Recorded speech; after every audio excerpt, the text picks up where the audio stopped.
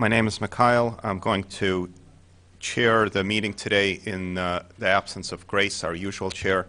Please bear with me. I don't have experience doing this. Calling this meeting to order. Preston, roll call. Ricardo Diaz.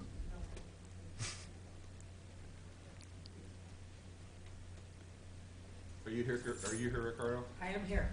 All right. Scott Dossett. I'm here. Michael Lubinsky. Here.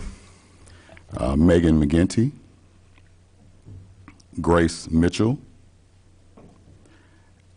Darius White. Here. And Daryl Price. Present. Okay, we have quorum. Is there a motion to approve today's agenda? I move. Second. Thank you. Agenda approved.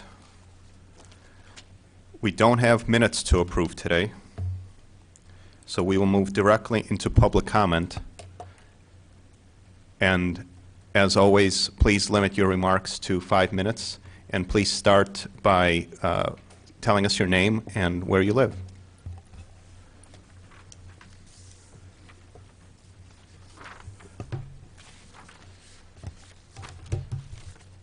Hello, my name is Christopher Hansen. I live just a few blocks away from here. I spoke to you guys, I can't remember when it was, your last meeting, kind of listing out some issues with, as I see it, the police complaint process. And really just quickly going over it, the time limit is a huge issue. Lots of complainants might be involved in months or years of legal issues, trauma from whatever they went through, perhaps the arrest, FOIA, getting documents so they can intelligently frame their complaint. And all the way down to just straight up being ignored by city staff. I have an email from Chief Serafin saying that he wasn't going to process my complaint because of some kind of technicality because it didn't fully fall within the time limit. Several emails to Vasilia Clark, the person who's supposed to be engaging this process, completely ignored every single email I've sent her in the last year. She never replies to citizens. And I've seen other emails that other citizens have sent where she has sent no reply back, asking her about the police complaint process. Last meeting, Todd Rent was here, and I complained about FOIA not being fulfilled properly, and it looked like he wanted to say that I was lying. He framed it in his very tactical, practiced speech method, but essentially, was saying I wasn't telling the truth. I didn't want to talk about it then because I think the way things basically work in the city and with city staff and the complaint process is they like to talk about it behind closed doors so that the complainant can't rebut anything that is said. And that's the way the complaint process works by design, as far as I understand it. The issue with Todd Rent that I brought up was the denial of FOIA requests, and I had alleged that they were denying them improperly, and I think Todd Rent wanted to argue the other way. Well, I have a letter here from the Illinois Attorney General addressed to Mr. Rent saying that he improperly denied FOIA requests. This is in regards to police complaints. I have another letter here for Charlie Smith. That's our city clerk. He is the FOIA officer for the entire city of Urbana. From the Illinois Attorney General telling Mr. Smith, you have improperly denied FOIA requests. So if there was any question about my character or my claims, perhaps those had been answered by, I guess, the highest legal authority in our state that might answer them. So how are we going to have an appeal, a complaint process where the citizens don't have any information? I don't think it works. There's a reason you guys have only gotten one appeal in, the last 10 plus years that you've existed. This is what, you have an appeal from me right now. I think you're going to hear it next week. It is a mildly informed appeal. I was able to get some documents through FOIA requests, but I wasn't able to get the actual report from the officer who did the investigation on the complaint. The best I could get was I got a couple days ago. This was well out of the appeal window that I was able to get this document. This is what his conclusion looks like. The conclusion, the last 2 pages of his complaint. This is what a citizen is able to see about the complaint they filed. How am I supposed to file an intelligent appeal to your board if I have no idea what the officer is doing here, or what he's telling you or what he's telling the chief?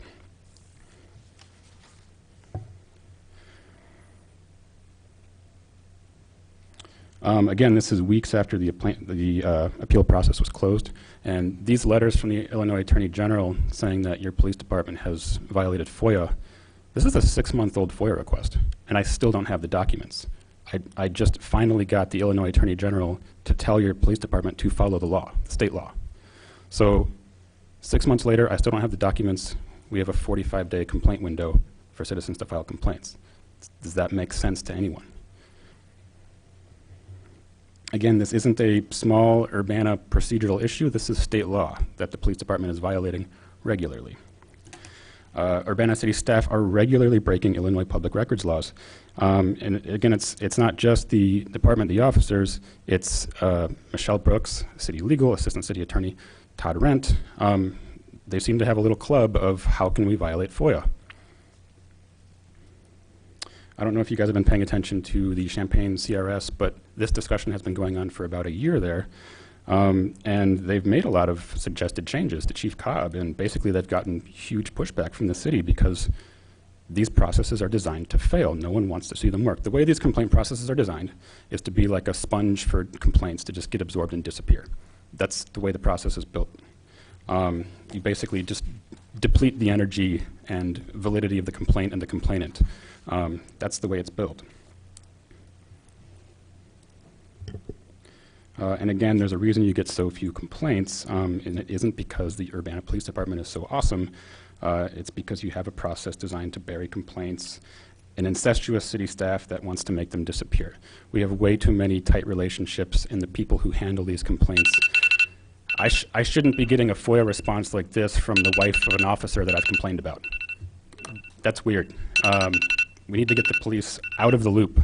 The complaint needs to go to you directly, the board, someone who's not in the police department. You guys need to handle it alongside the police department, but I shouldn't have to go to the police desk and speak to the wives of officers who I'm complaining about to try to submit a complaint. It's nuts. I come even to this meeting, and I have a married couple here last week. Okay. Mr. Hanson, I have to cut you off. Yeah. I want to very quickly say back to you sort of the essence of what you've said, just as a way to communicate that I'm receiving the message. Okay. I want to ask one closing question is, if someone like me who's reasonably intelligent and has a reasonable amount of resources can't break through your process, what do you expect everyone else to do?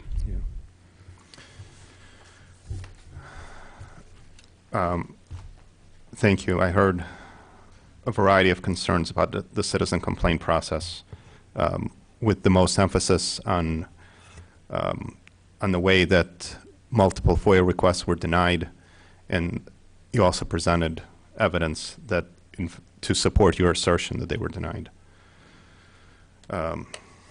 Primarily, I heard the assertion several times and at the end that there's a complaint process that citizens can't trust, and I'm hearing you urging us to look at it and make some changes.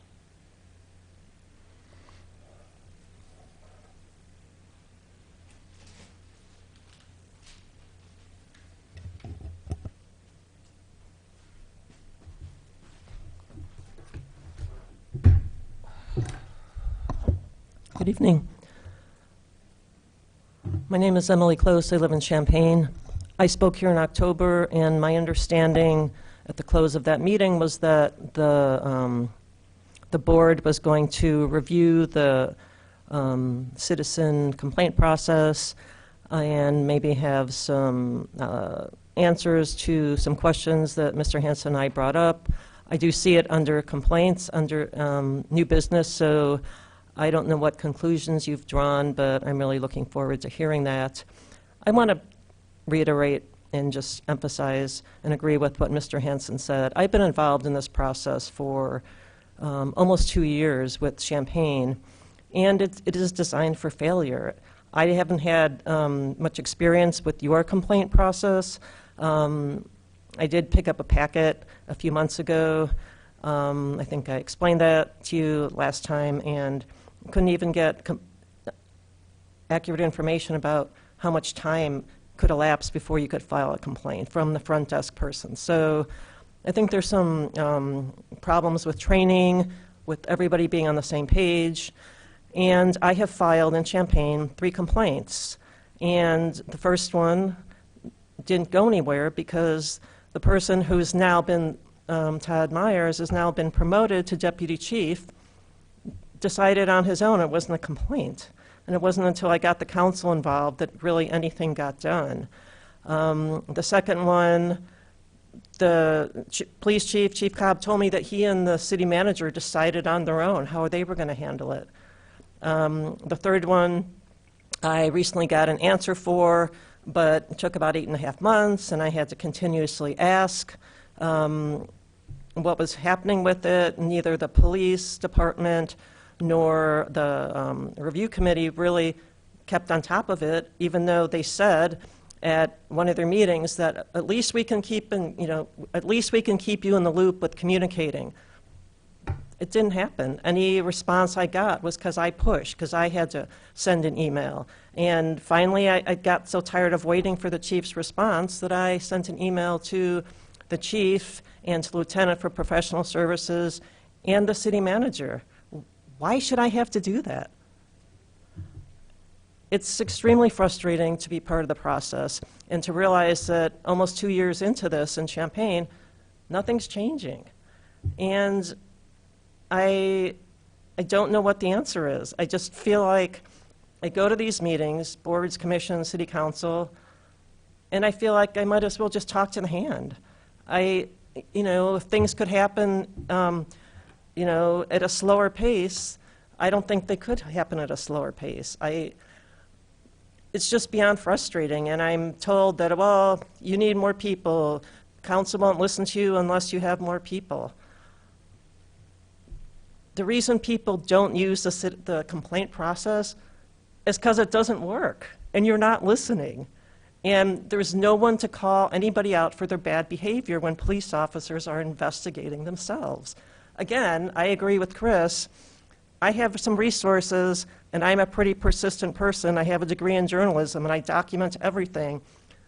But I'm white. I have a college degree, and I can't crack the system. So again, what will it be like for some black kid, some person that's a veteran or homeless or a combination of those things? No one wants you to make a complaint. No one takes you by the hand. There's no advocate. It's police investigating themselves, and that's the way it's going to be. And I don't have the answers for it, but I can tell you, and I've told the Human Relations Commission in Champaign, I'll be at these meetings for the rest of my life until you do something. And it's not happening, and it needs to happen. And I'm getting frustrated, but I'm persistent, and I can tell you when I talk to other citizens and they tell me about some questionable interaction with the police, I'll say, well, you could file a complaint. Well, usually they laugh, and they're like, yeah, right. And I can't disagree with them, because it takes guts. It takes guts to file a complaint. It takes guts to get up in front of these boards and not get a response. That's what I have to say. Thanks.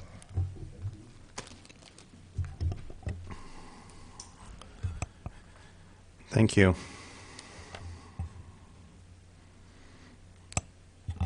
There were multiple problems identified, additional problems in Champaign with the Champaign review process that you believe has bearing for us here as well. And I hear the frustration and the commitment to stay with it.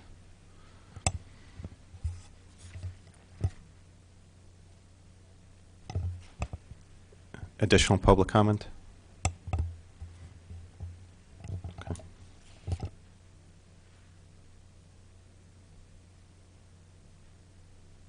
Okay, we move to the staff report. All right. So what I'm going to cover today is the complaints that we've had this quarter up until today from our last meeting. A couple of them are going to be ones we spoke on the last during the last meeting, but they had actual outcomes since then. So complaint number 2019-06 that was filed on September 5th, 2019. It had a finding date of November 18th, 2019. The incident date was July 5th, 2019. It was for failure to act, intimidation, and incompetence is basically the complaint. The incident location was West Illinois Street here in Urbana. The complaint was found unfounded. No discipline was issued. It's Caucasian male. CPR appeal, that answer is yes. Is there any questions about that before I move forward? All right. Yes. Yes.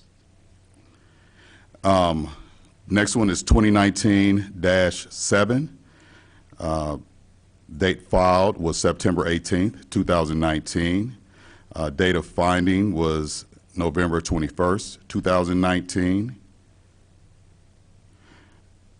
Date of incident was September 17th, 2019. I believe that one was rudeness.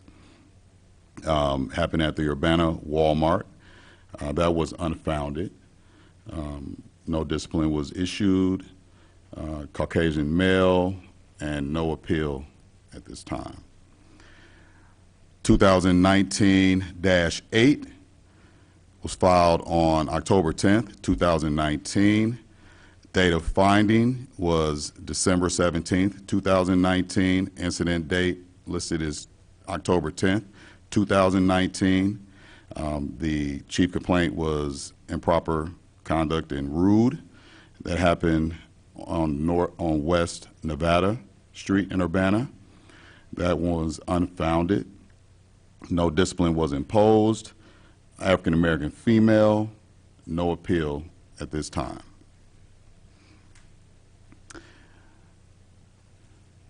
2019-9, filed on December 3rd, 2019.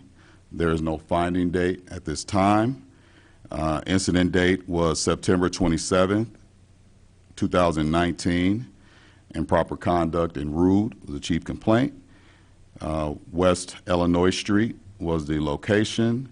There's no disposition because it hasn't been have a finding yet. No discipline imposed because it hasn't have a finding yet. Caucasian male, no appeal at this time.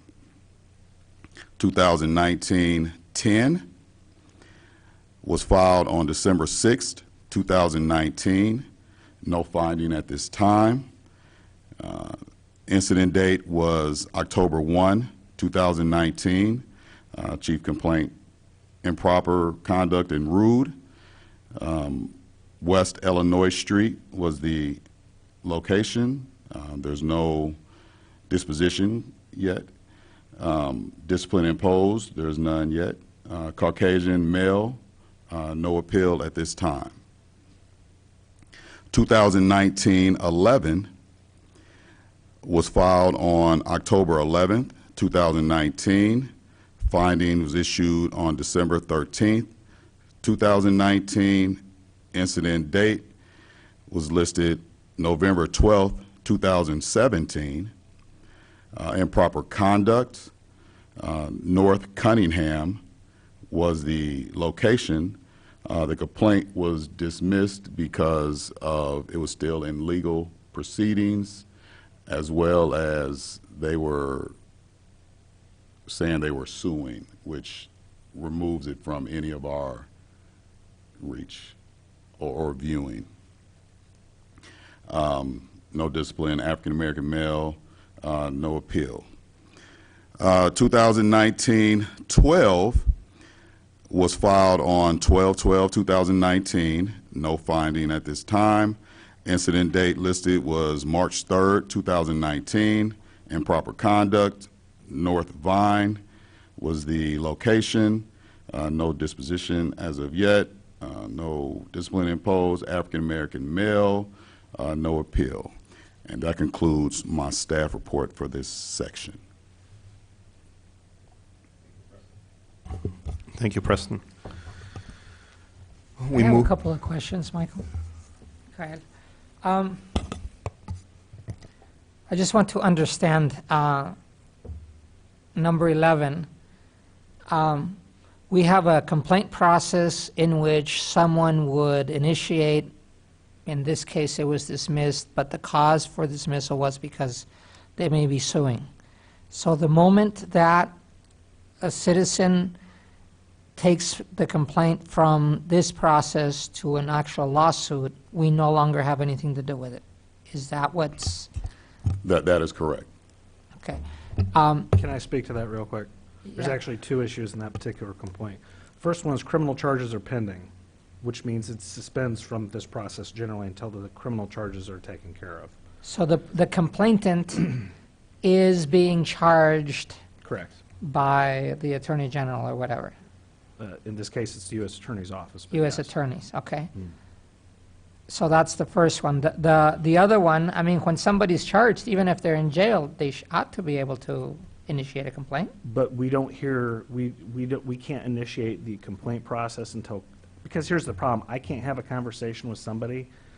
I just handled a complaint the other day. Gentleman's in custody pending a felony charge. I can't have a conversation with him because he's represented by counsel.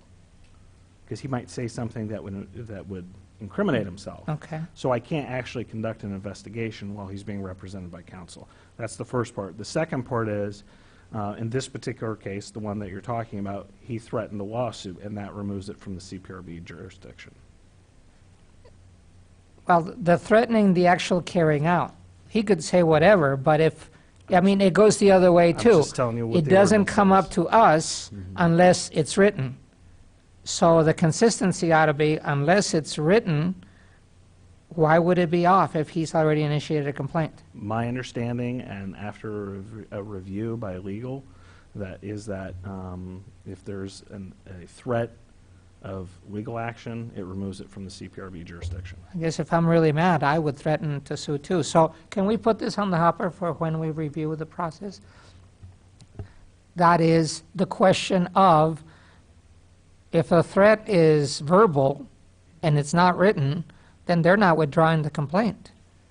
In this particular, well, he wrote the threat on some correspondence, so in that regard it is written, but there's not been, we have not been served with legal paperwork yet, if that was what you're saying. Yeah, because otherwise, for me, it's still an open complaint. The other one is, maybe related to that, is the incident date is 2017. And it was not initiated until he was out of custody? No, he's still in custody. So he's still in custody, but he's able to file in October 2019, 2 years. So I would have to go back and sit down and look at the report compared to when he was placed into custody. I suspect it's in excess of the 45 days, but I'd have to double check on that. I don't know offhand. Okay. He was So- not taken into custody immediately.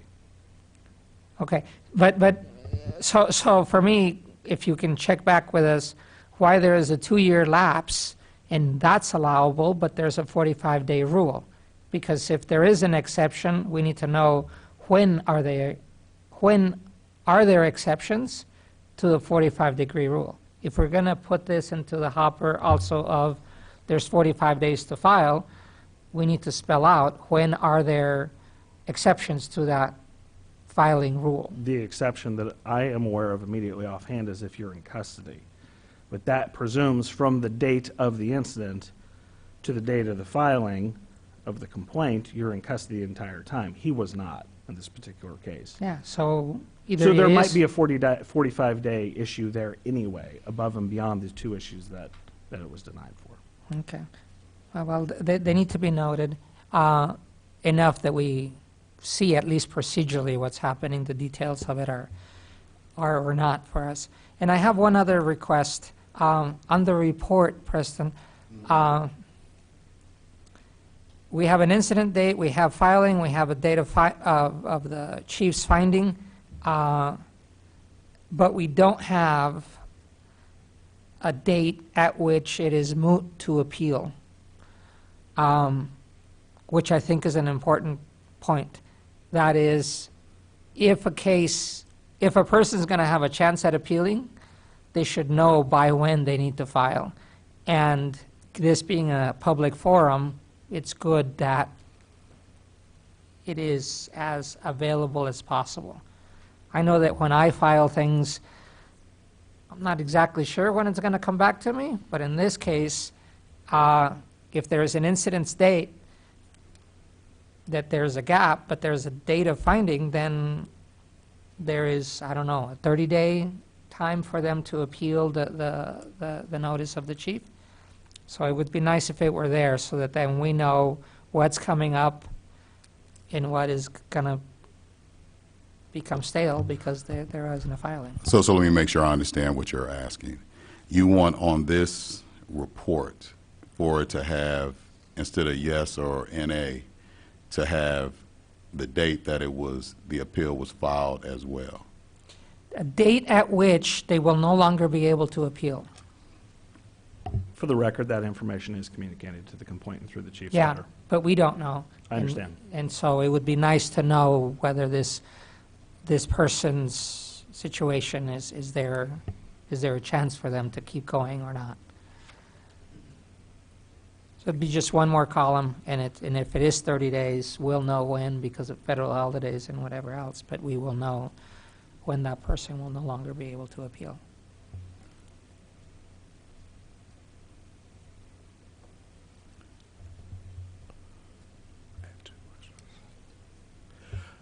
I just want to clarify, just 'cause I got a little confused. On the 2019-11, excuse me, we're saying that the incident date was November 12, 2017, but the gentleman that's making the complaint, that wasn't his date of being taken in custody. That was just the day of the incident, correct? Correct. He was Okay. not taken into custody. Okay. And then Well, also, I take that back. He was taken into custody. His custody lapsed, and he was out for a while. So there was a period of time when he was not incarcerated. okay. And then I do recall at our October meeting when we did discuss a little bit more on our complaint reports, and I wasn't sure if it was something that could be done, for us to take a little bit more time into looking at if there's an issue with an ongoing officer constantly receiving complaints about. Like, I keep seeing West Illinois Street. Like, this is constantly, it pops up more than anything. I would just be very curious, and I think I kind of said, like last time, I don't know if it can be done, but it doesn't have to have the officer name. But if there's any verification to, if each officer is given a number, only you all have that identification number, but we see the number. If I constantly see the number 7 on all 8 complaints, I know there's an issue out there bigger than what we're making it, and it will kind of draw my attention a little bit more. But ideally, when I see this, I just kind of think of West Illinois Street. I think of that officer running, is it beat, or running that beat? Like, is it just a constant thing with that officer? And that would make me take time to kind of bring up these complaints a little bit more and look into them, because I get a little confused when I just see rude as a complaint, just because that can be anybody can anticipate that however they want to. And when you're arguing with someone or you're stating your thoughts compared to somebody else, it can become that argument and become rude to one person, especially if you're losing the argument or something of that nature. And I don't even know what would be a consequence for an officer for being rude, but I feel like I would have a lot more input in the complaint process if I could kind of see if it's coming out of one, not necessarily one location, but from one officer, majority than others. And I'm not sure if that's something you all can provide on the complaint sheet, if that's a process that can be created to kind of help us to be able to provide better feedback when we review these. Yeah, can I comment? Yeah, I agree completely, Darius. And in fact, the old style complaint form that we had that kind of randomized officer ID number on there. It would have been actually like this. I drafted it. I thought I was going to talk about this later, but I'm going to do it now. It was like the second field in. And I share your desire and reasoning behind that. You can look at a column that says rudeness or improperly rude or something like that, and that's pretty benign. But if it's always offered to officer number 34, then you develop a pattern, and then we as a board, I think, can respond better to citizens if we know more about what's happening. I mean, I think as a group, we should, and I note it's on one of these agendas that I have here, so we can save that for a little bit later. You know, under reporting of complaints under new business, that's item D.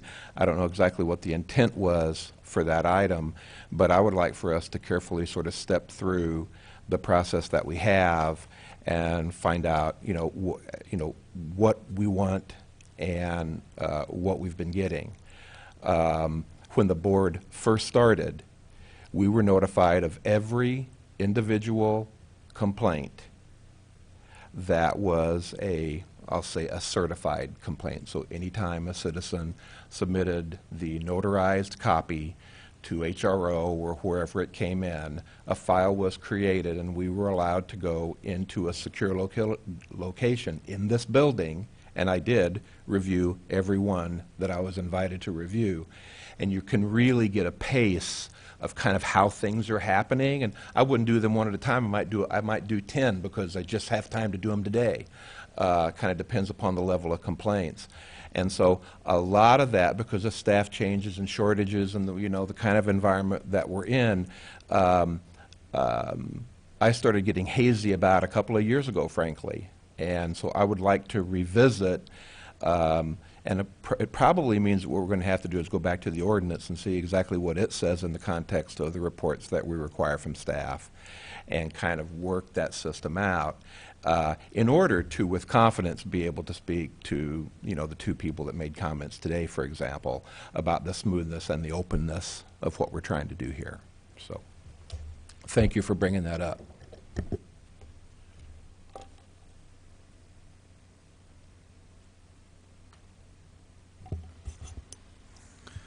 Moving on to old business, there is not any. New business. The first item is the CPRB review of recent TASER utilizations.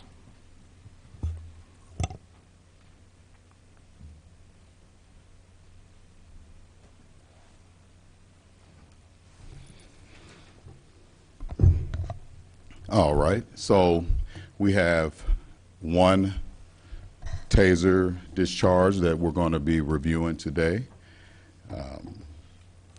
Assistant Chief Searles will be giving you a breakdown of what occurred, and I'll then play the video. Make sure my microphone's on again. On February the 6th, 2019, approximately 11:19 p.m., UPD officers were dispatched to a report of a physical domestic at a convenience store in southeast Urbana. Officers were provided a specific description of the man and woman. Officers arrived and located both subjects nearby. The officers stopped them and began discussing the incident. Officers soon learned that the female was wanted on a warrant. The female was arrested. As the arrest was taking place, the male announced that if the female was going to jail, he was too. The male then shoved a police officer. Officers grappled with the male to effect an arrest. During the arrest, a TASER officer discharged his TASER against the male in his midsection, but due to the limited spread of the probes, no reaction was observed. The officer then completed a drive-stun follow-up to enact neuromuscular incapacitation, which, if you recall, I've talked about that before. That's the lockup. After the arrest, the male threatened officers with physical harm and their families with rape. The male was arrested and taken to the county jail and charged with aggravated battery to a peace officer and intimidation. All right, I will play the video now. All right, I'm here on the trail. Come on there. Put your hands on your back. You guys got it? I'm still live. Hey, you, oh, there's no motherfucking reason. Watch your hand, watch your hand. She going to jail, I'm going to jail. I get too fucked. Better come with that damn thing. I get too fucked. White knight, racist ass, KK ass bitches. Hope y'all go to hell with my motherfucking You ass. got what you wanted. I know, I always do what I want, bitch. Okay. So pussy ass. Resting like shit. You can smell it from there. Hell yeah. You're smelling the, I smell the sun, man. smelling the dirt. You got in your face, man. Now I smell the breath, bitch. Hope your mama died too. Oh, that's rude. No, it is rude. I'm a rude motherfucker, bitch. I'm King David. Next time they somebody, you see how the judge almost got his motherfucking shit split? I make sure I pop y'all shit, bitch. Baby, you ain't got no warrant. They fucking with your ass. 2 times. Fuck you, bitch. So I can get those darts out. Get them darts out. On calls. Phone soon. Your ass too, bitch. That's fine. Stand your ground. I am saying I'm good.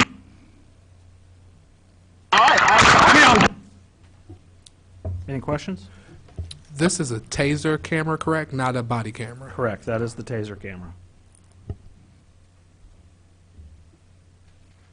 Because this precedes the time when body cameras were available? I'm trying to remember when we began to roll out the body cameras. I want to say we started them in limited numbers in January. So we started with a small test group, and so, yeah, in this particular case, there were no body cameras. Question, are we seeing all the video?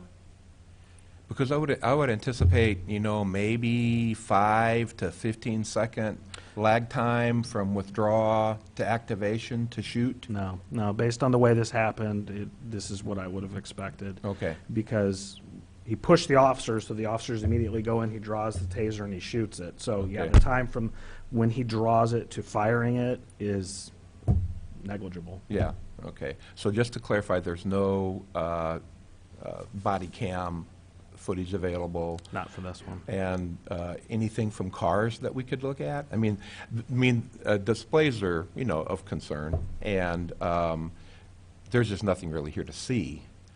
You know, the last time we had kind of like the chase down in the daylight with the Right. body cam, Right. I mean, you could really see everything. Yeah. So just kind of probing for whether this is all we have. I mean, You know, offhand, I don't recall. I can go back and double check and see if we've got squad car footage. You know, based on sort of the way things went down, it is plausible that there's a squad car camera. Yeah. I just don't know offhand. Yeah. It's, you know, from the time that I get the reports and review the reports and redact the reports and redact Sure, the video, yeah, there's yeah. a bit of a lag. Yeah, And so, yeah. so I sat down to write the summary yesterday and went, oh, okay, yeah, I kind of remember this, but I did the redaction some time ago. okay, So okay. I'm sorry, I don't know the answer to your Okay, question. okay, great. So, but I do have a question. I thought we weren't, that we couldn't afford the batteries for the taser cams with the videos, and we weren't going to use them anymore. And we were going to have we were going to substitute body cam stuff, so I'm a little surprised about how This is video before that. This is before that? Yeah. This Okay. case is almost a year old. February of Okay, last year. all right, okay, good, Yeah. good, all right. So I missed that meeting in September where some of this was discussed. So let me get where we're at right now straight. Is that the tasers don't have cameras, That's correct. and we're relying on body cameras for the best video probably that we have. That is also correct. Okay. And we're in the process of rewriting the taser implementation policy to reflect that? I have a draft out to the subcommittee for the That's right. We had 2 CPRB. people from CPRB that were going to do their, Darius, are you on that? Okay, great, good, all right. Yeah, I have a draft out for their review, and I'm sort of, I guess, waiting on a decision as to how we want to proceed. Okay, okay, all right. I'm just fighting to, I'm trying to get it back up to speed. I know, it's okay. It's Thank okay. you. You're welcome.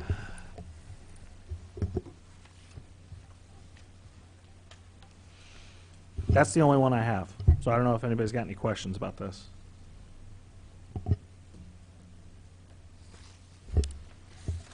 No questions for me, just due to what we see. It's just, yeah, it's kind of hard to follow up on that one.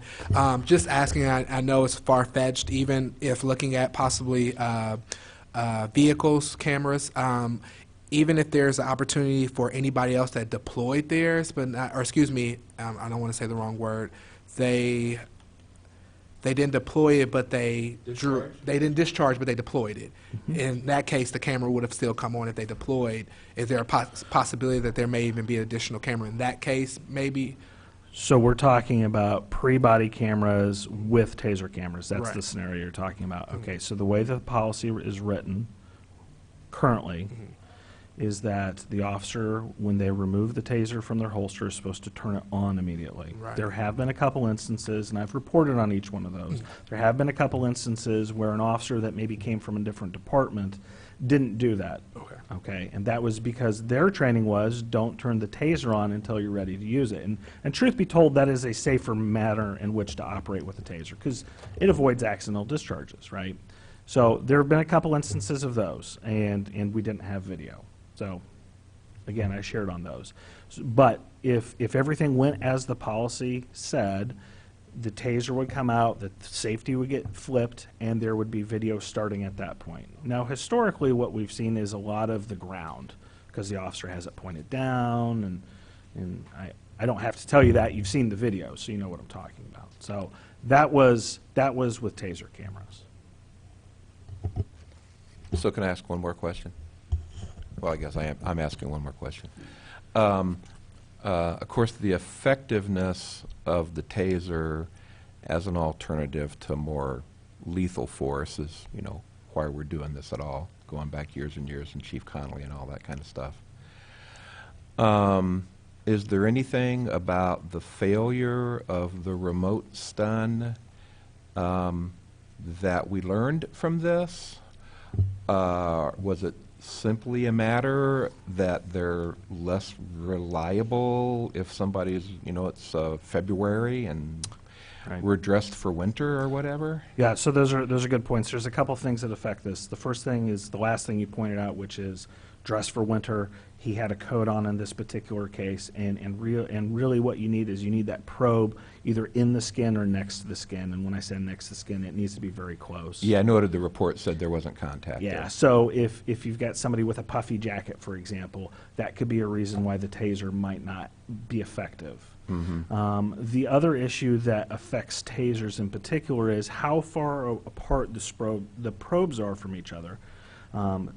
If you and I were to get into a thing and you were to tase me, say, 6 inches away from me, you'll find that the probes are about, 2.5, 3 inches apart.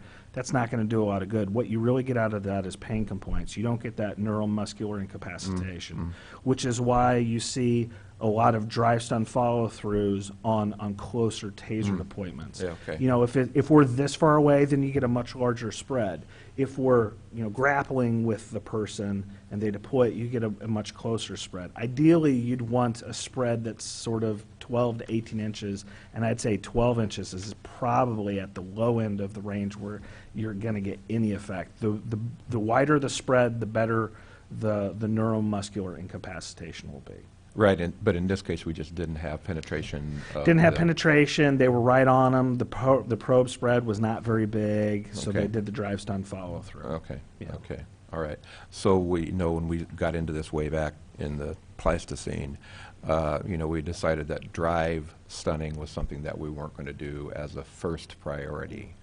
Correct. But obviously, we're in a situation where, somebody's made the decision to discharge Right. versus display. Right. And so now the policeman just has to go in closer to the person and find a spot to drive stun, right? Well, if you don't have that spread and you're trying to get the drive stun follow through, so you have essentially the probes further apart, because you've got the probes and then you've got the taser, so that spreads it out. You're already that close anyway. Right, well, okay, right, all right. Right. And the drive stun issue before, the way that people were using the drive stun was just as a pain compliance tool. Right. And that was the issue, is we That- didn't want right. to use tasers Right. as just a pain Right. compliance tool, because again, we're looking for that neuromuscular incapacitation. Right, okay, all right, thank you. You're welcome. Thank you. Thank you. So before we move on to disposition or approving, as I look, I don't know if I hadn't read this enough. I'm envisioning then the officers arriving at the convenience store. The two are there. They listen that the people involved are. They went to pick them up, and then the confrontation happens on some driveway. One of the officers says that he drives up and his lights are on them, so there must be a camera from the squad car. Theoretically, yes. Well, this was a year ago, so Yeah, but they get paused and tagged when there is, They should especially be. when there's a They should taser be. complaint. well, they should be. Okay, So you're saying that Without our having- process is not reliable enough? No, what I'm or saying is I don't know. Okay. Yes, there should be, I and can there ought to certainly- be. I can certainly double check and see if we've got squad car video, and if we have it, I can bring it and y'all can watch it. Okay. Well, to make sure so that when we look at the situation, we have the best view possible, given what's on the thing. So I wrote myself down a note, so when we look at the process, that we should have listed what was available and what was brought in, so that there's no obfuscation of it. But one of the reports is the one that caught my eye first, and I hadn't, it hasn't happened, because the female was, this all happened on the night, and then she was booked on the next day, probably because of, it was late at night. But there is one supplemental report that talks about going to see the person that was tased at the jail. And I must say, I appreciate the follow-up, because this kind of stuff is somebody's story that wouldn't otherwise get put forward. So the person that's been jailed gets asked if they're okay after the tasing, if they knew why they were tased, and if he thought that the tasing was appropriate.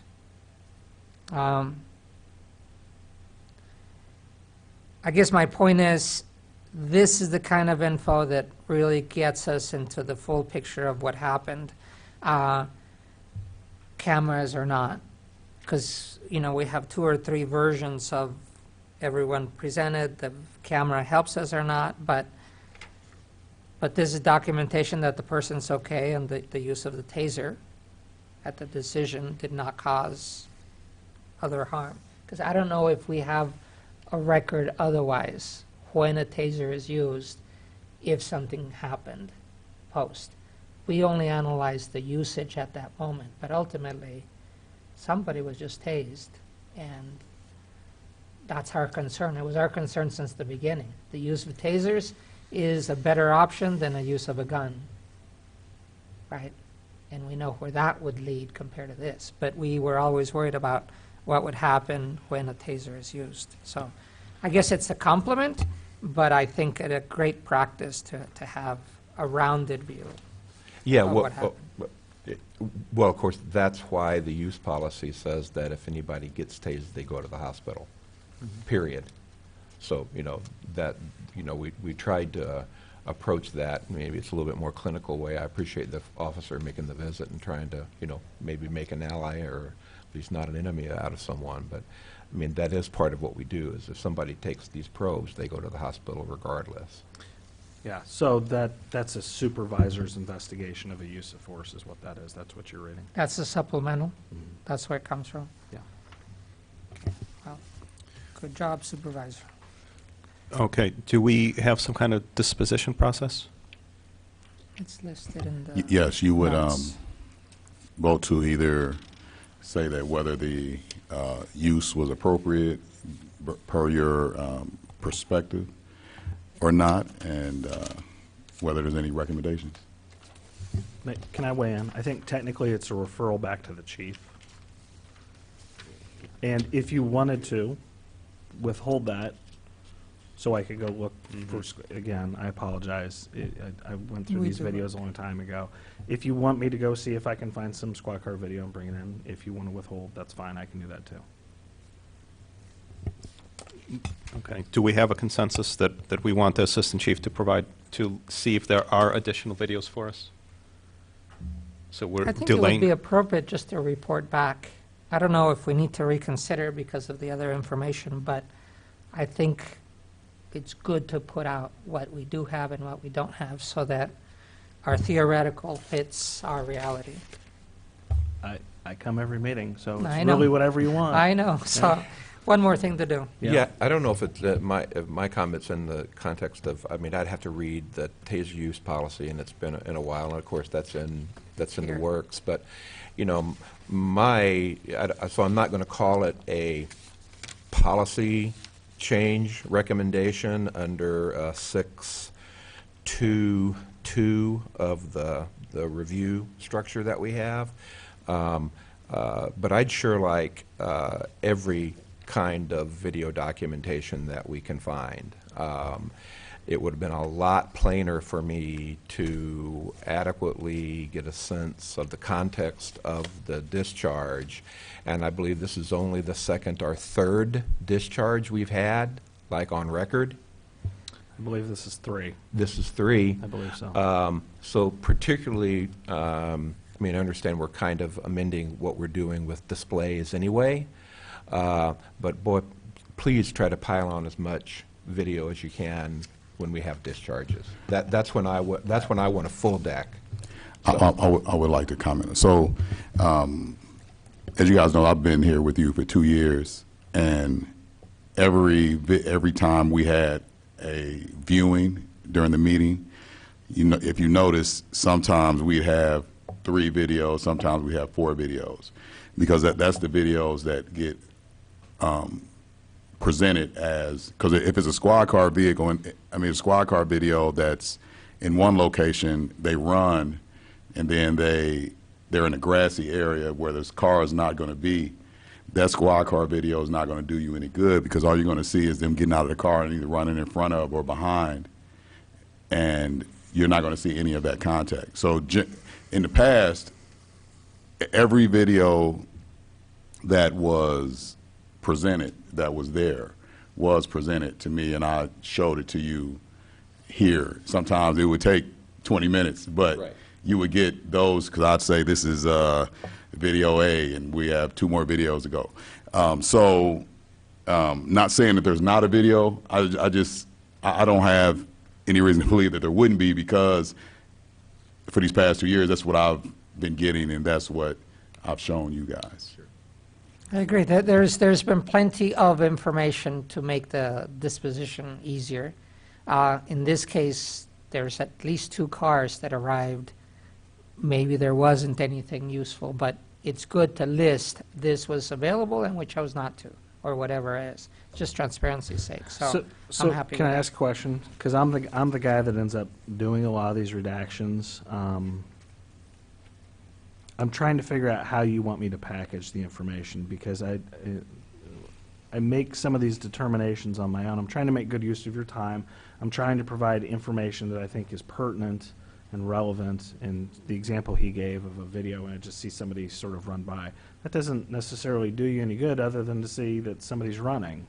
So I don't care what you want from me. I want to make sure that I'm clear, because I use a little bit of judgment in the process of trying. Because here's the thing, you know, like a squad car video, it might be an hour long. And in order to redact an hour-long video, you can multiply that by 5 or 6. And I'm the only guy doing it. So, I mean, Yeah, that's well noted. So- I'm sorry that you're the only guy doing it, but at some point in time, when you have to look at that, couldn't you sort of timestamp before and after? I don't mind fast forwarding through a video in order to get to the good stuff. so what I've done historically, sort of in the beginning, I gave you everything. I mean, I gave you gobs of information, gobs of video. And so what I've started to do is sort of as the process has matured is I've started to go, well, they don't care about this 55 minutes of video, they care about this 5 minutes of video. And that time has shrunk.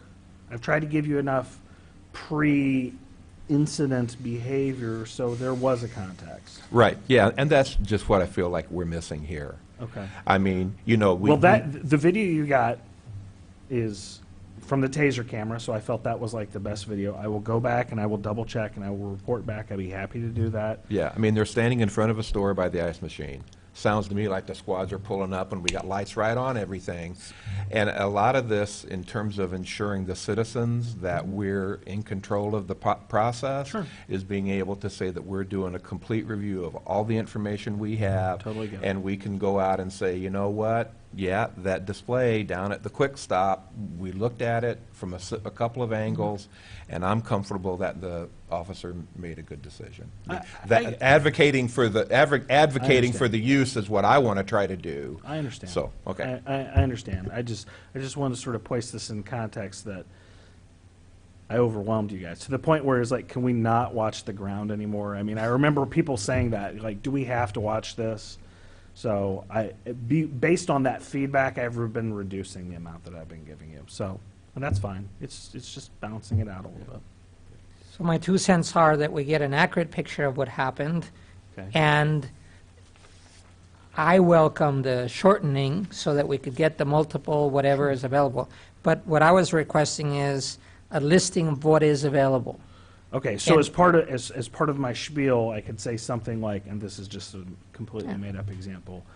3 videos were available, you only saw 1. The other 2 There's didn't. 3 reports. Actually, only- the thing that eats me more than the videos and the video time, because we can't accelerate, is that when we have reports, I can't see what's happening because each one of them will report in stylistically different. Some of them say there were 2 officers there, so I expect 3 reports because 3 of them were there. But because the paper doesn't give me that, Yeah. one video of, like in movies, the wide shot, and then we get to the detail. Yeah, That kind of stuff. I know that you don't have Unfortunately, it. police work doesn't happen. I know, but if we can't see the picture, Sure. we don't know what we're actually looking at. But I don't want to spend as much time on that procedure, given that I do want to inform you, because you weren't here in that meeting, we did vote to consolidate the TASER reports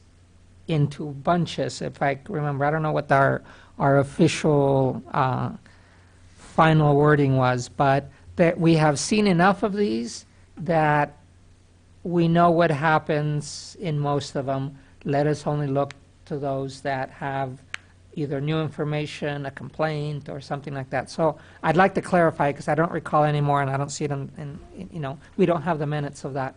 So I think it's good for you, Todd, to see that we started to modify our TASER review procedure at the Well, last yeah, meeting. well, what I was told is that we were no longer going to review displays. They may have At been. least that's what I gathered from what I was told. That's And probably that what happened. discharges were what we would be reviewing currently. And, I mean, I'm one of those people that watched that flashing red light for hours. And frankly, I learned a lot from it. So I would have argued with this group if I had made it to that special meeting, but I didn't. And I don't have to go into that, but if it's something, so that's what I understand, Ricardo, is that we're basically truncating the set that we're going to look at to discharges. Yes. Is that right, Mikhail? Okay, so. Can I flesh that out just a little bit? 'Cause I Sure. think Oh, yeah. Yeah, so what was voted on was just discharges. Based on some internal conversations and the review of the ordinance, what I'm continuing to do is I'm continuing to gather discharge reports, and I'm tendering those to Preston. Display reports? I'm sorry. Okay. Thank you for correcting me. Display reports, and I'm tendering those to Preston. You will still have access to them. Oh, okay. Preston loves this part. He's going to get to do a little bit of redaction along the way. I think he forgot about that part. He'll redact out the names that you normally see. Yeah. He'll just do some basic redaction, so you'll still get you can still review them at your leisure. So Sure. so you can see the reports. But yes, the full workup is just going to be on discharges. The other thing that we found, and I think this is as good a time as any, is we discovered in reviewing the ordinance within the context of the special meeting, the city and the CPRB, I'm sorry, the city staff and the CPRB missed a report. Yeah. We were supposed to tender a report a year after the implementation about of this, and I'm not aware that that was done. So I have a draft that has been batted back and forth a little bit, and I suppose what I should ask of you is, the report's not just from me. It's from staff and the board. How do you want to package that for council? Because at the end of the day, this goes to council. I can write a part, you guys can write a report, we can write a report together. Right now, I think I've got, 2 pages? I've got about 2 pages. And it includes some historical context and sort of the learning curve that you talked about. Like, yeah, we've looked at 50 of these, and I kind of get it, and I understand it better now. So I guess the question I would pose to y'all is, what do you want me to do? I've got a skeleton. Well, it's not a skeleton. I've got something, and it can probably serve as a standalone, and then you can add on to it, so it's your own product. Or if you want, you can take a red pen to what I've written and add your own. What do you guys want to do? Well, my preference would be that we'd append something. Okay. That we wouldn't really, we would let you, I mean, it's the pleasure of the board, but that, I mean, I would like, I mean, I will offer to write or work with someone else to write an appendage about our experience. Okay.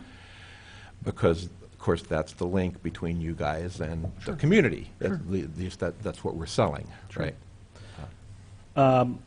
I would be happy to have a sit down and start the process and start the conversation, and you can see what product I have at this point. And you can tell me where my gaps are, and maybe you can fill them in, or maybe it's something I need to fill in. So I welcome a meeting to at least start the conversation. Well, Preston, you know, whatever you think we should do or what the pleasure of the board is. We've already got 2 people that are involved in redoing the taser use policy, right? So if there were a couple of us that would volunteer to work on this report that we missed, then, you know, 1 or 2 of us, that'd be good.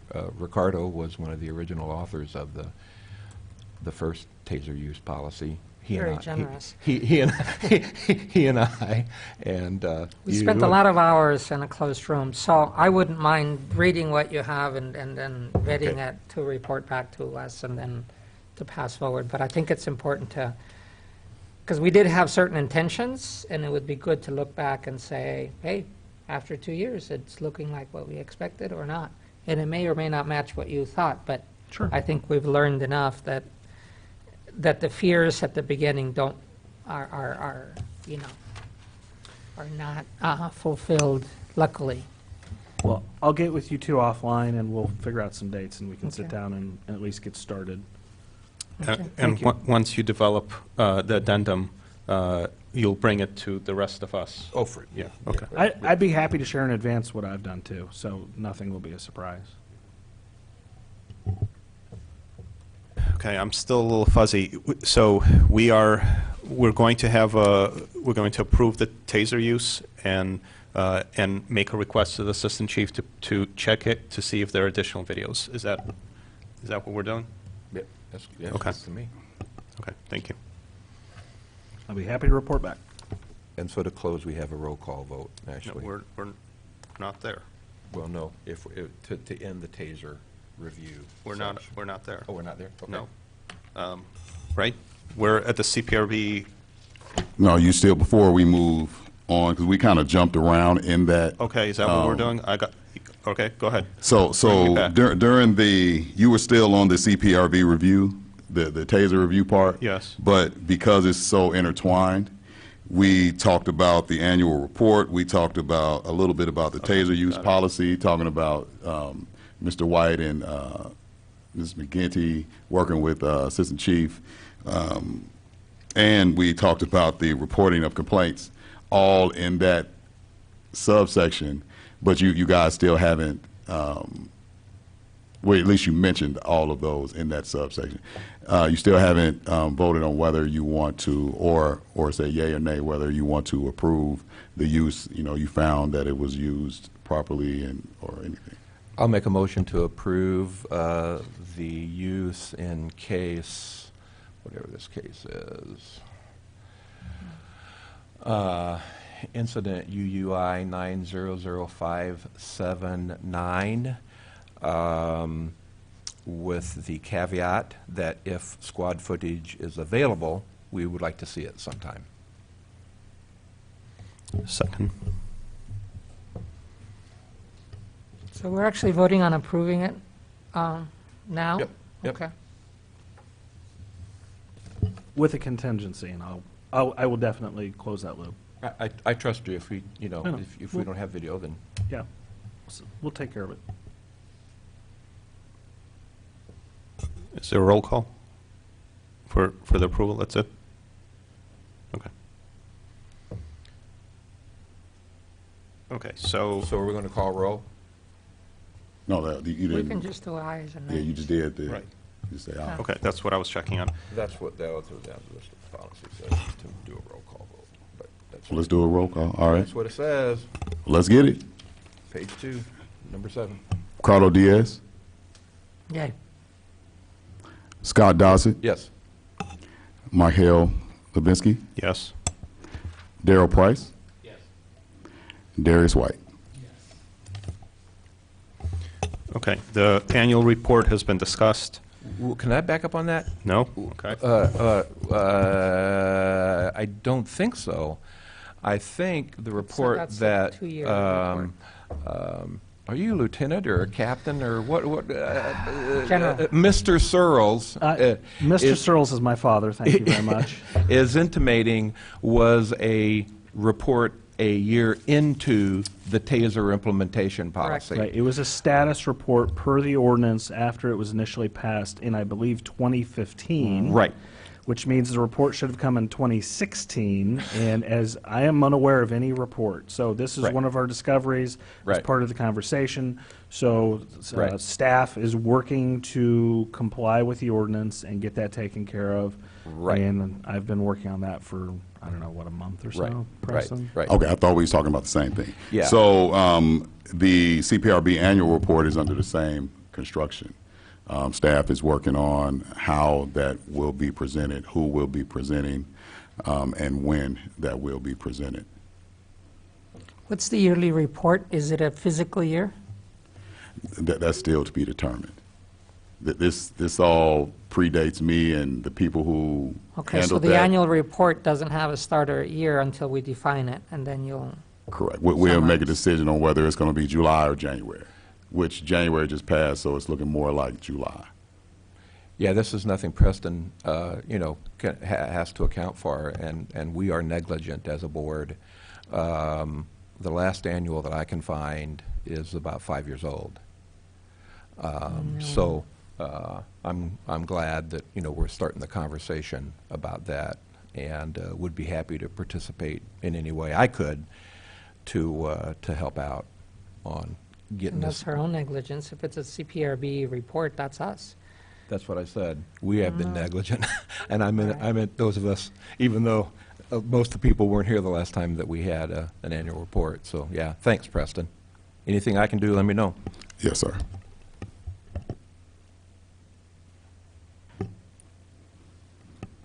Okay, so we're moving to the TASER use policy.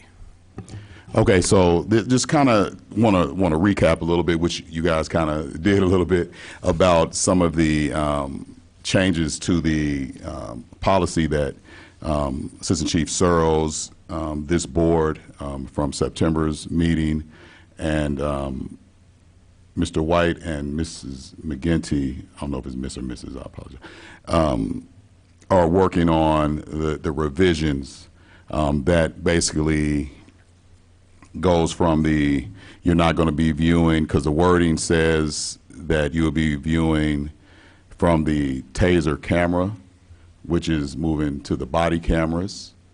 And it says that you will be viewing displays where it's going to be discharges to a human, not animals.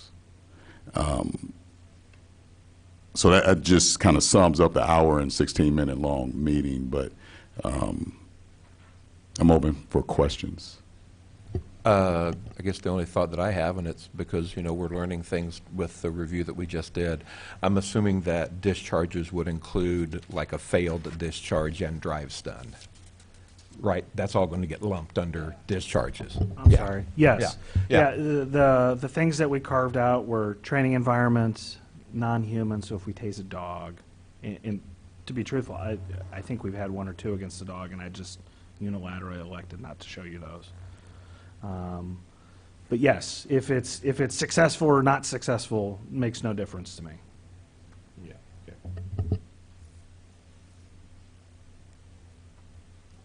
I guess to complement then my previous comment of having a listing of everything that was available for that discharge, whether it's presented or not, would be part of that report. I promise I'll do a better job, I'm sorry. play. So that's pretty much, so that's, I mean, you're going to send me the link for the audio recording. Correct. But that's pretty much, that was the distillation of the action items from that special meeting that I missed? Correct. Okay.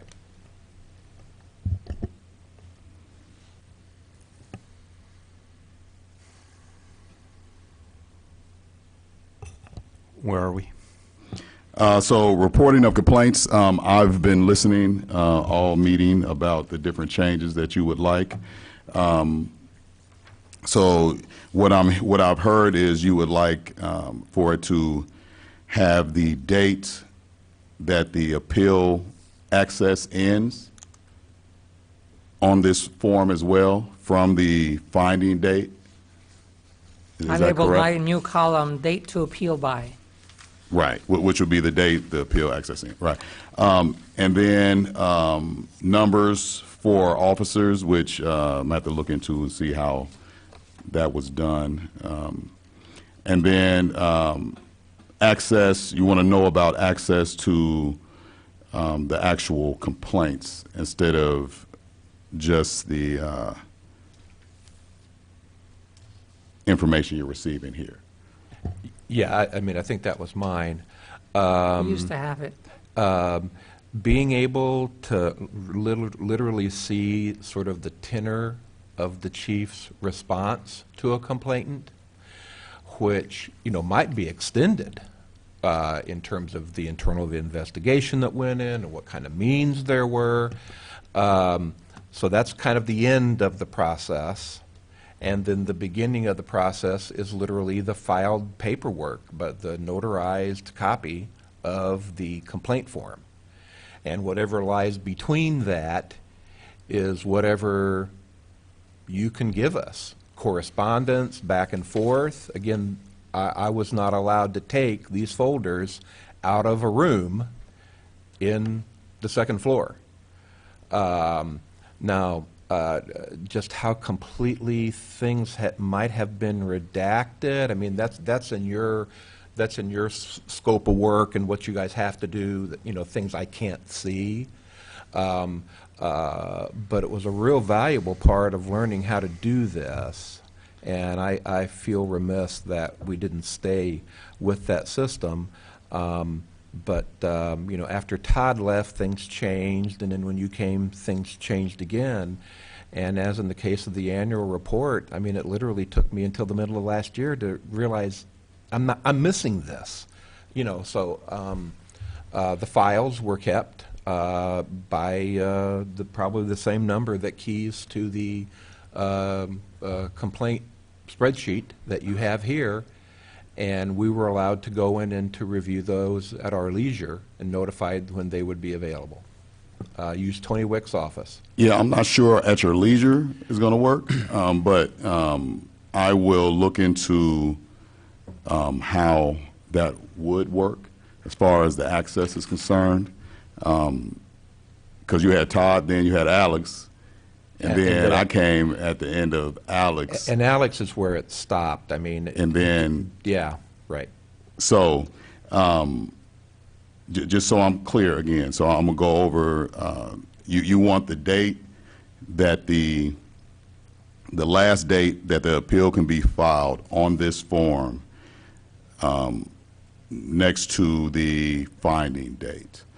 Then you want numbers, you're asking for numbers, for randomized numbers, I guess, for the officers.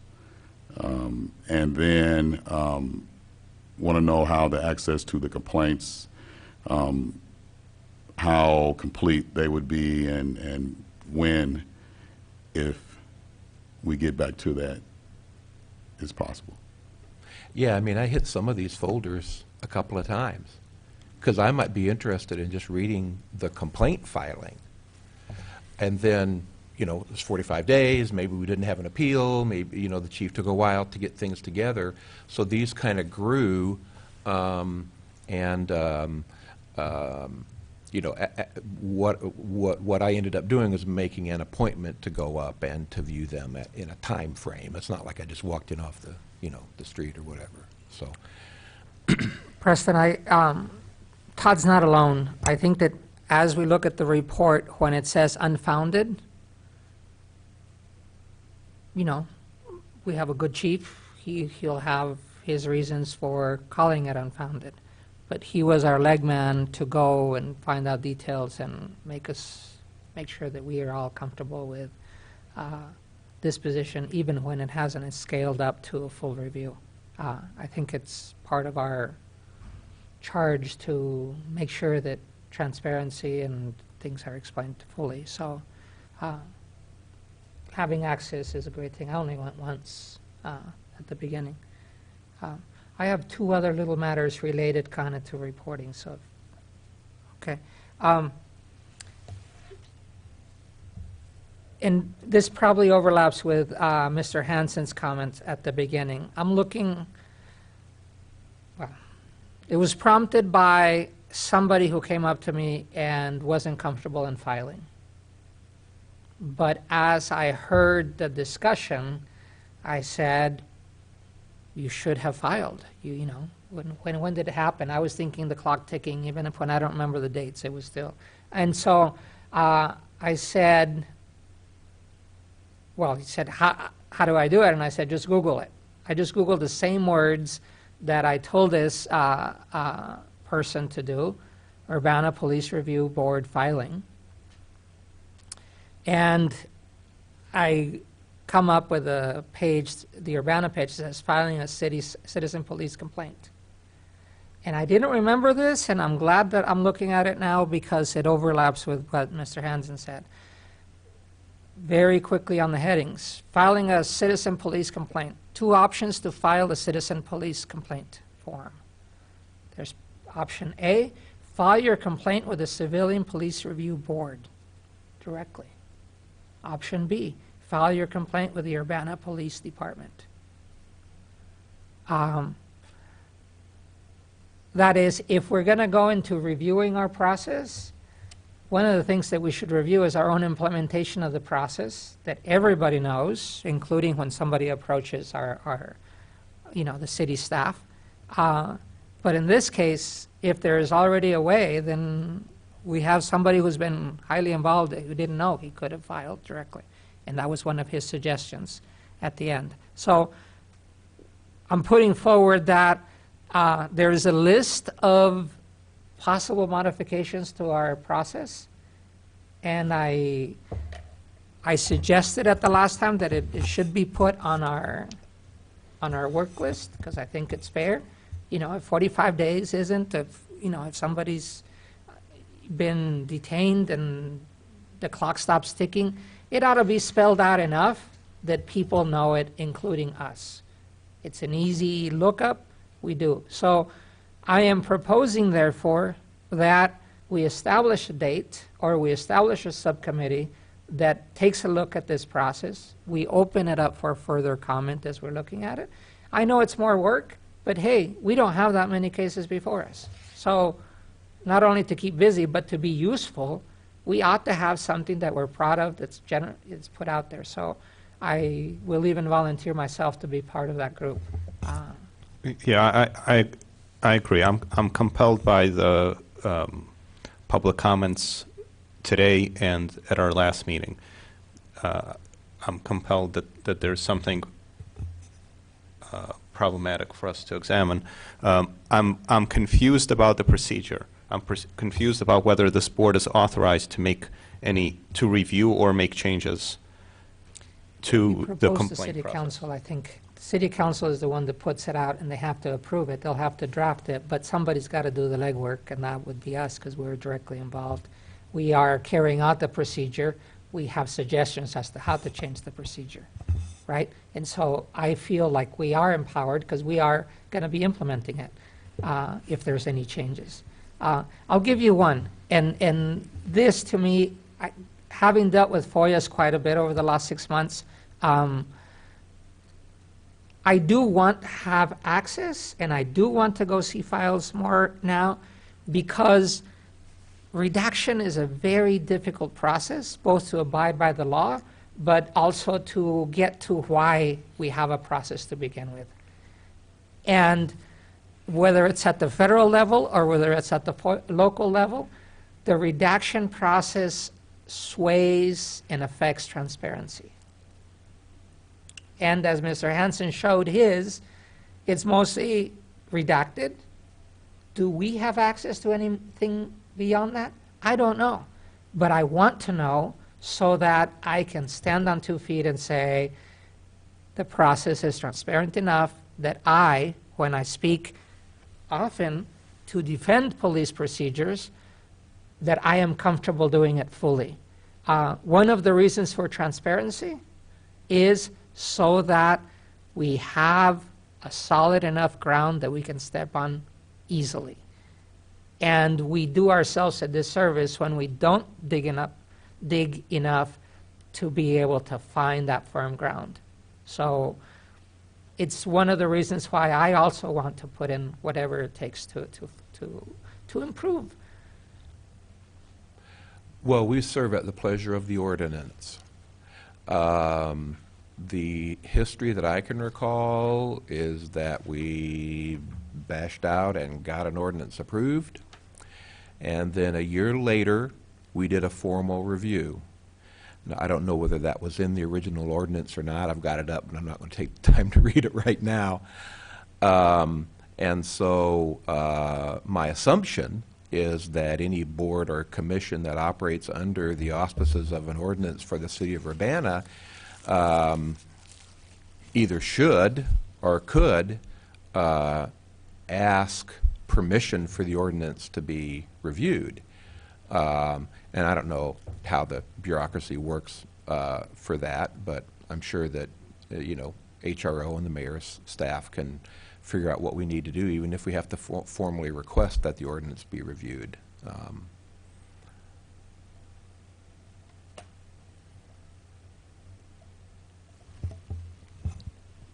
So I think we're making a request of you to either see what is necessary to authorize us to begin a review process, or if we don't need authorization, then to place it on the agenda for the next meeting, right? Or do we need a special meeting? And what are you actually reviewing? Are you trying to review, because I've heard several different things, are you trying to review the way that the complaint form reads? Are you trying to review? I think we want to review the large, overall, the process through which citizens make complaints and the ways that those complaints are processed. Does that? And the root of that is the ordinance. I mean, the 45-day window is stated in the ordinance. Our annual report requirement is stated in the ordinance. So I mean, it seems to me as if we're talking about looking at, what enables us, the statute or the ordinance. So I would say, given the website, to review the process from accessibility of filing to actually carrying through.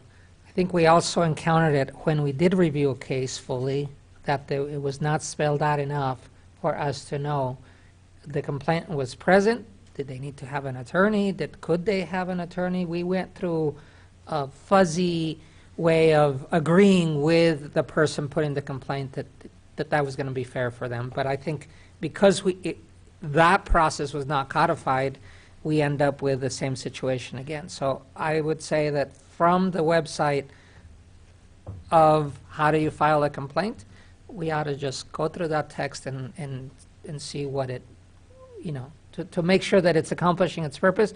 And if at that point then we need to recommend something to city council, then that's what it is. So I don't feel like we need permission to review this amongst ourselves, except that there's a rule that says that when 2 or 3 of us are together, then we have to have it public. So I don't mind if we review it fully between us here before we go out and involve another party, because Okay. I don't think that's limited by law. So I think we need a special meeting to undergo that review. Or, we have 1 or 2 cases, but I don't think that a regular meeting would be in this order to do. we take care of whatever's officially before us in 10, 15 minutes, and we get into the text. We Well, might even have Carlo, more citizen, You understand that their next meeting is 3 months from now. oh, I see you. I think we have to have a special meeting. That's And, fine. and again, I want to accent the fact that if we're going to make any changes to policy, and there is a policy document that we developed, those are going to go specifically responding to the time limitations. I mean, I'm looking at the ordinance right now, and it's in there. So I don't know exactly why Ricardo and I aren't pulling our oars together here, but I think eventually we're talking about an ordinance review and potential changes to the ordinance. And I think I guess that, for that, me- that accomplishes all that we, Todd, I agree with you, except that to review an ordinance, it might not be our prerogative. To review the procedures is very well within our prerogative. Whatever we might recommend, writing an ordinance is a left or right, comma, whatever else. Intent needs to be defined first before you get onto the commas and the semicolons to make sure that the law says what the intention is. And at least from my experience, if you get too quickly into the legalese, you end up missing your intention. and if you change a required reporting window from 45 days to 30 without specifically addressing issues of the ordinance, then you're violating the rules that the group has. So eventually, this gets back to the ordinance. That's just a caution. I'll leave it at that. All right. In terms of work that the board has, I've got a couple discharge cases coming. They're still in legal process, so you can't see them yet. They're still suspended. Yeah. I always, Preston and I probably do this once a month. We check status of cases and things, so I got a couple for you. You just can't have them just yet. Yeah. That's fine. Okay, so it seems like we need a special meeting. I don't think we want to wait 3 months. How do we make that happen? You'll send out an email. We'll go ahead and schedule it. Okay. That is correct. Okay, are we concluded with that? Announcements. I've got one. I mean, I think this is for everybody. This was forwarded to me, I think, by my council person, but I'm not sure. So maybe we need to check to see if we're invited. But I've tried to respond to a special training for members of boards and commissions that is going to occur at 6 p.m. on January the 30th. And especially since I've been called on the carpet a little lately vis-a-vis Open Meetings Act questions. That's a specific area that this meeting is supposed to be kind of reviewing. And I'm searching around for that email right now. I wish I could. Charlie sent it out, and Charlie it's for Smythe sent it a out. week from tomorrow. It's the 30th, yeah. Yeah. Yeah. So, Yeah, and so it's it's on my actually calendar. helpful. I mean, helpful in the sense of it is supposed to be the orientation that we would get. I don't know about you guys, but you get your letter that says now you're serving on the board and you show up. Eventually, you might get some ride along or something, but in this case, they prepared what are our responsibilities, how do we carry them out, kind of language. So it's I'm on another board, and I received an email from the staff of that board saying I had to take this course. And I did it online. Can you do me a favor and turn on your microphone? So that's okay. Yeah, I got an email from the staff of the other board that I'm on, and they said that I should take this course. I could do it online, which I did. I got a certificate, which I mailed in, and they said that should suffice for any board that you serve on for the city. So, Scott, is that what you're Sounds interesting. referencing? I'm trying to find that email that, to get more context to Charlie that. Smith. But it was from the city clerk. You got it? And I just wanted to bring it up in case anybody, like I said, I responded that I was going to attend, so. The certificate that was referenced is an Open Meetings Act certification. Everybody that's, I'm part of the Traffic Commission, so I had to take the same test and do the same training, provide the same certificate. What Charlie Smythe is talking about is the nuts and bolts of how boards work and bylaws and probably a review of Open Meetings Act issues. And so this is sort of more nitty-gritty, base level. If you're going to serve on a board, these are some things you should know. Like Robert's rules and things of that nature. Exactly. Which I guess then is an open invite to the public too, if they want that training to come on. Well, yeah, the email reads, "Dear Board and Commission members." So, I think we should be getting this somehow. Thank you for serving. At the mayor's request, staff have been working to develop additional training materials for us. They've met in various combinations over the past months to produce materials for staff and you. We now have an orientation and procedures guide specific for each city board or commission.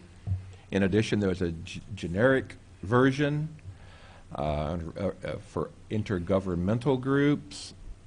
For board and commission members wishing to learn more, we will be conducting an optional short training session, including Q&A based on the new guides.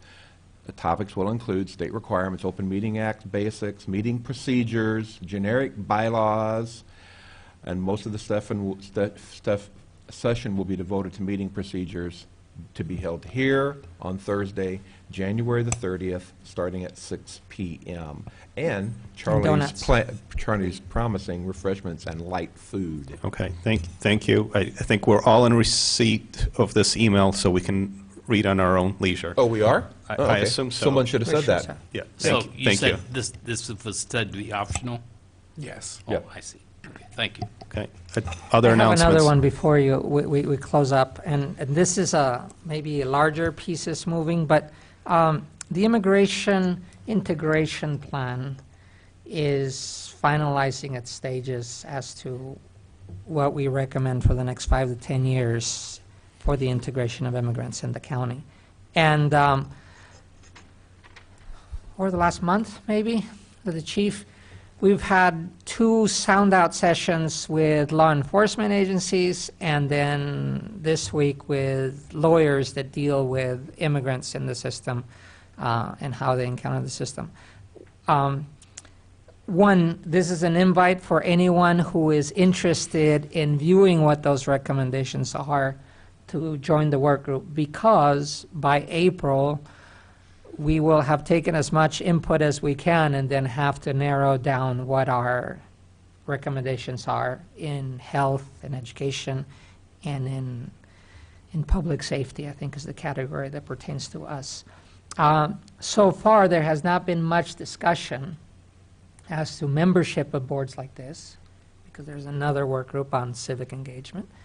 But my question for you guys, the invite is there. If you want more details, contact me or go to the New American Welcome Center section of the University Wise website. But the other one is the question that we brought up, that somebody brought up, but now it transfers to us, is the membership of this board is by appointment of the mayor. And is there a citizenship requirement for being a member of commissions and boards? Because we have found that in our recommendations out, that will come out in April, it would be good to be in lockstep to. So if I want to be a citizen, I'm a resident of Urbana. If I want to be a member of the board and I'm a resident of Urbana, can the mayor appoint me?